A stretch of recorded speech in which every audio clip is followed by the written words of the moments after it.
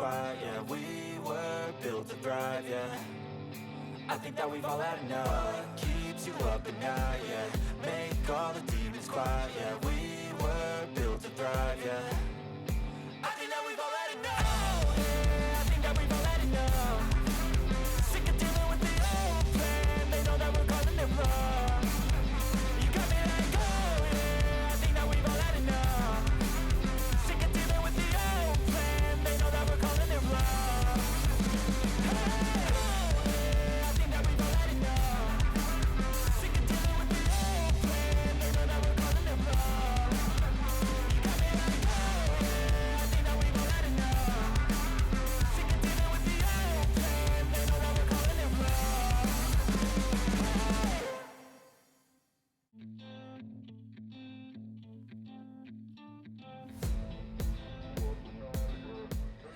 What do we reckon, guys? The Yamaha MT-03 is gone, and this has replaced it. 2012 Kawasaki Ninja, and I absolutely love it. In comparison, just put new LED, like carbon indicators on, because when I bought this bike in true Garage Daily fashion, this one had been laid down as well.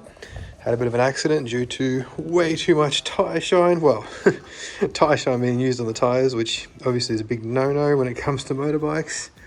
So I went through literally 3 separate washes with a lot of degreaser and scrub these tyres until I could get all of that silicone out of them.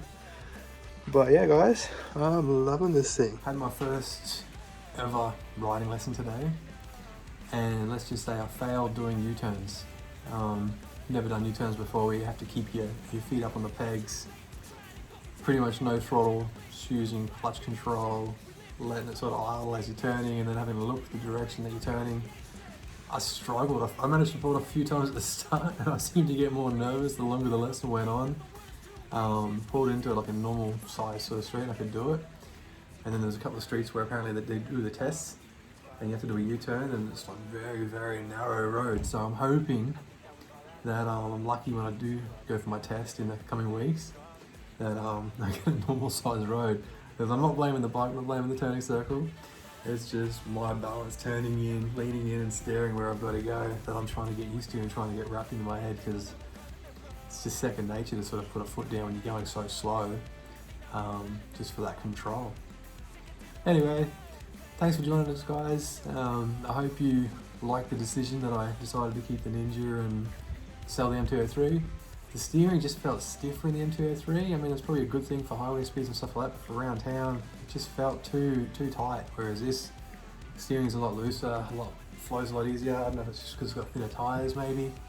I have already put in an order for some shorty levers in the gold and black. I think that's gonna be a cool little upgrade, considering the clutch at the moment's got like grounded down on the side. And I've also got a R77 carbon Yoshi slip-on exhaust coming from overseas. It's looking like I'll actually have that this week, so I'll do a little video on that, just how it sounds before and after. But yeah, guys, let me know what you think. Leave a comment below.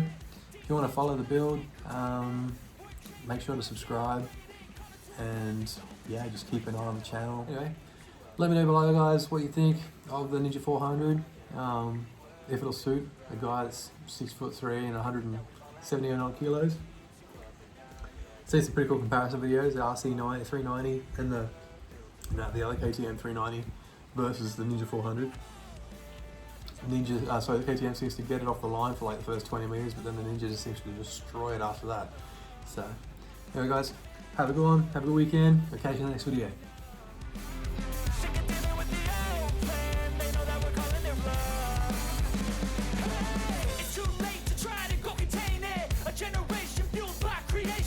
We live lives on a small screen nation. We control the airwaves, no negotiation.